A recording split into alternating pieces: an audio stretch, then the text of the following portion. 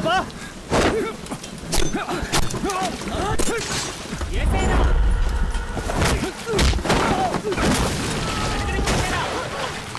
పాపా ఆ రెండో గడి కూడా పెట్టు వెళ్ళు.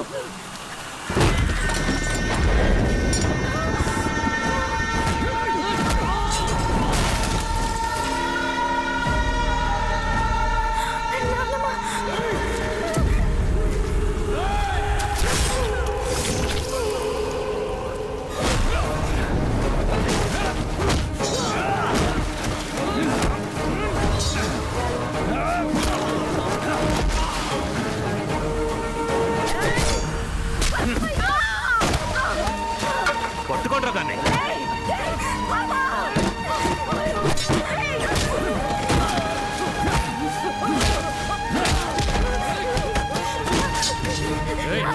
వెళ్ళిపోయి కడిచి నేను వెళ్ళన్నాను.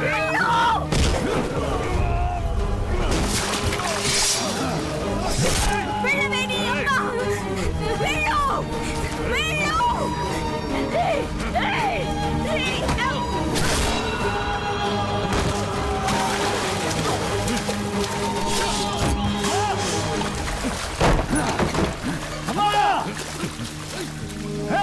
అమ్మ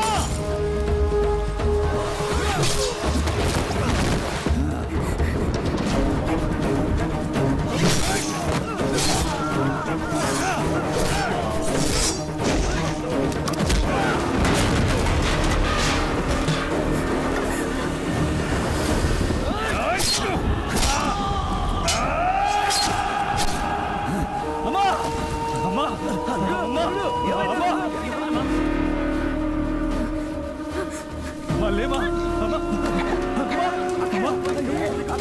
ఏమైంది అక్కయ్య?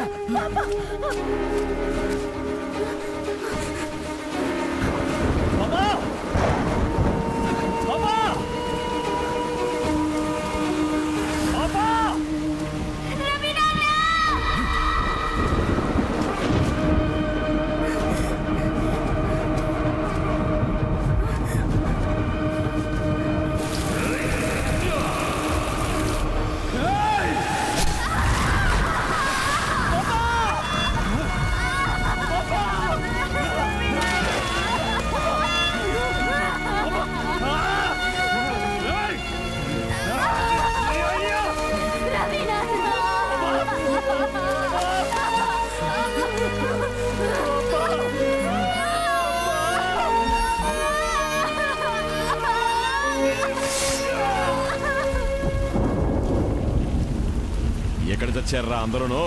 రేయ్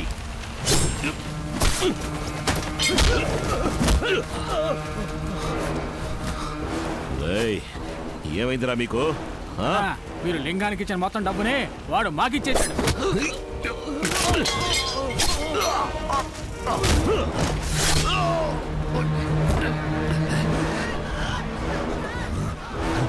ఊరోళ్ళు వచ్చేసారు, రెడీ పోదాం.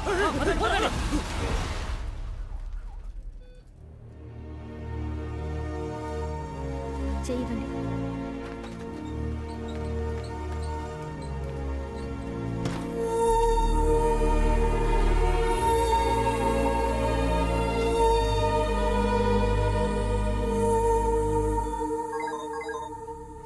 8 మందిని హాస్పిటల్ అడ్మిట్ చేశాం. 2 అప్రూవర్గా మారారు. ఇప్పుడు ఎఫ్ఐఆర్ రాయాలి. మీ అన్నయ్య పేరు మీద కూడా కలిపి రాయాలి. అన్నయ్య పేరు మీద? మీ అన్నయ్య లింగము కలిసే ఈ వ్యవహారం అంతా చేశారు.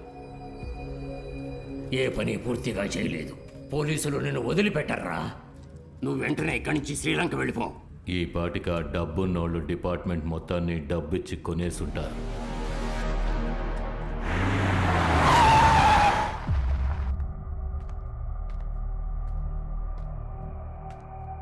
సంతోషమా అన్నయ్య? ఇప్పుడు నీకు సంతోషమా? పంది పిల్లని వేటాడినట్టుగా కన్న కూతురిని వేటాడి అలా చావు బతుకుల్లో పడేసావే. ఇప్పుడు తృప్తేనా? నీ కుల గౌరవాన్ని కాపాడుకున్నావా? ఇంతవరకు నీ ముందు ఎవడైనా కత్తి పట్టుకుని నుంచున్నాడా? ఈరోజు నువ్వు నమ్మిన నీ కులవాడే డబ్బు కమ్ముడిపోయి నీ మీదే కత్తి రువ్వాడు.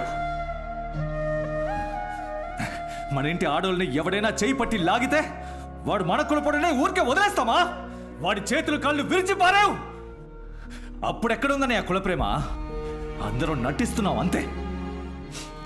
ఎప్పుడైతే నీ కూతురుని కూని చేయడానికి నువ్వు లింగంతో కలిసావో అప్పుడే నీ కుల ప్రేమ చచ్చిపోయిందన్నయ్య.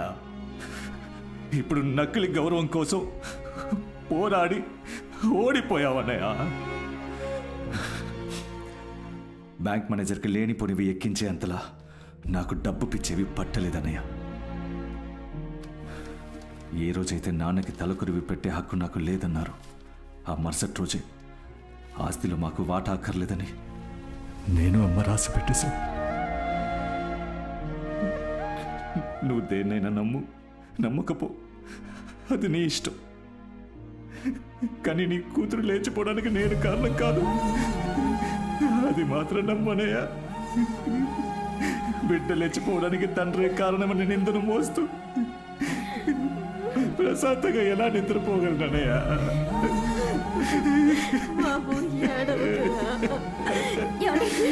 అమ్మ కనపడదు. ఇక్కడే బయట ఆడుకుంటూ ఉండేది. ఏం చేస్తున్నారా? చూసావా?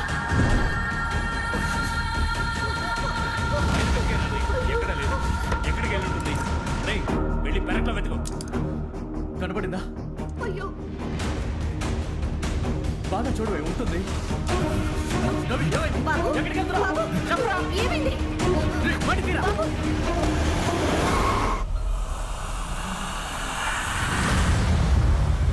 లింగం, తప్పు చేస్తున్నావు.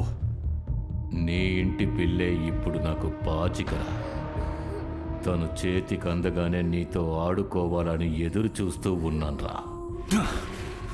కడలి దాటి వెడుతున్నా కూడా ఈ పిల్లని కూడా తీసుకెళ్తున్నా. మీ డబ్బు పొగరుతో పోలీసులు కోస్ట్ గార్డులని పంపించారో పసి పిల్లని కూడా దయ చూపించను.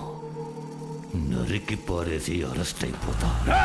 అలాగే చేతులు ముడుచుకుని అందరూ ఓ మూల కూర్చుని ఉంటే వెళ్ళే దారిలో ఏదో ఒక దీవిలో నీ ఇంటి పిల్ల ఒంటరిగా ఉంటుంది.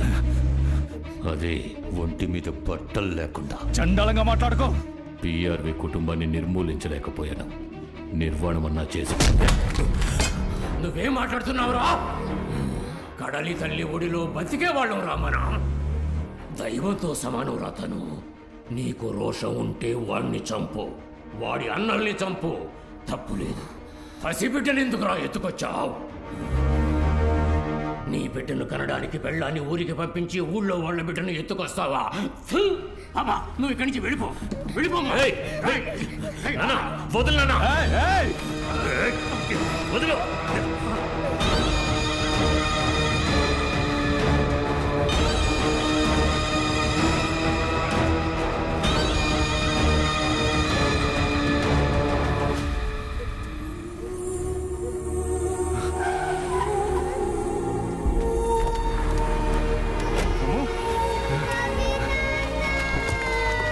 నీకేం కాదు. ఏం కాదు. పాపని పట్టుకోండి. వాడిని వదలకురా.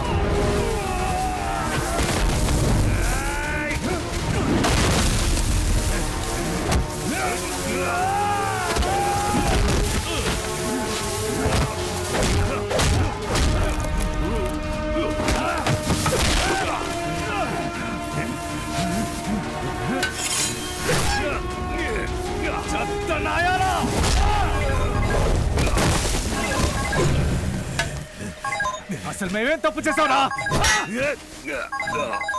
నీ ఇంట్లో ఒక ప్రాణం పోయిందన్న ఒకే కారణం కోసం పోనీ లేని సర్దుకుపోతే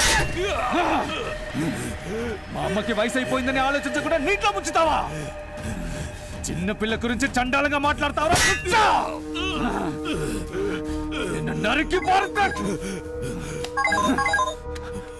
అమ్మా రవి వాడినేమి చెయ్యొద్దు. లేదమ్మా, వీడిని చంపితేనే మన కుటుంబం ప్రశాంతంగా ఉండగలదు. రవి నేను చెప్పేది విను.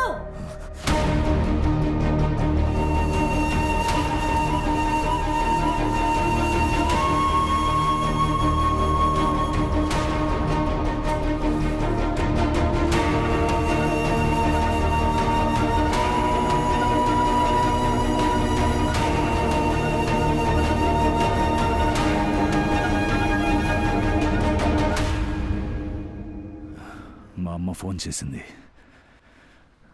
నీకు ఆడపిల్ల పుట్టిందట.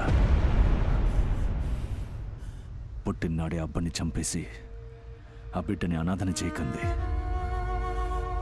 అబ్బని దిగమింగి పుట్టిన పిల్లని నీ కూతురికి చెడ్డ పేరు రాకూడదంది. 4 ఏళ్ల తర్వాత ఏదో ఒక దీవిలో నువ్వన్నావే, అసభ్యంగా నీ కూతుర్ని అలా ఊహించుకో, అప్పుడు నొప్పి తెలుస్తుంది.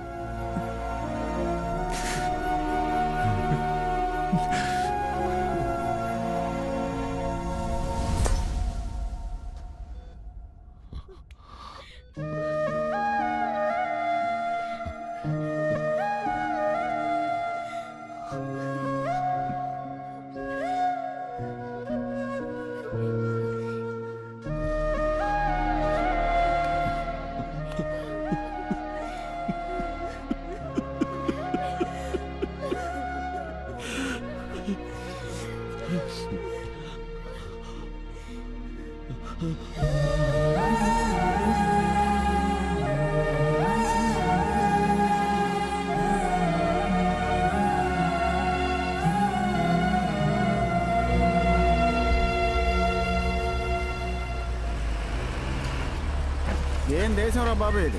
చదువుకున్న వాళ్ళు ముళ్ళ చెట్లు నరుకుతున్నారు, చదువుకున్న వాళ్ళు విదేశాలు పోతున్నారు. అంత తలరాత. రే ఓవర్గా మాట్లాడుకో, పంచుడు. జాగ్రత్తరా. ఏమండి భోజనానికి రండి. వస్తున్నానమ్మా. రే జిమ్మి అన్నా, ఆ ముళ్ళ చెట్లని వేళ్లతో పిక్కమనరా. దేంతో? ఆ జేసీబీతోనా? నా తల మీద ఉన్న వెంట్రుకలు కూడా పేకలేదు. కావాలంటే పేలు చూడొచ్చు, నేనే రంగంలోకి దిగుతాను. ఓం ఫసక్.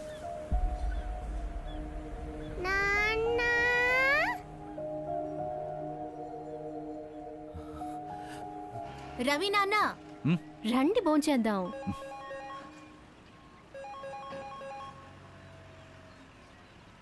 హలో లింగం,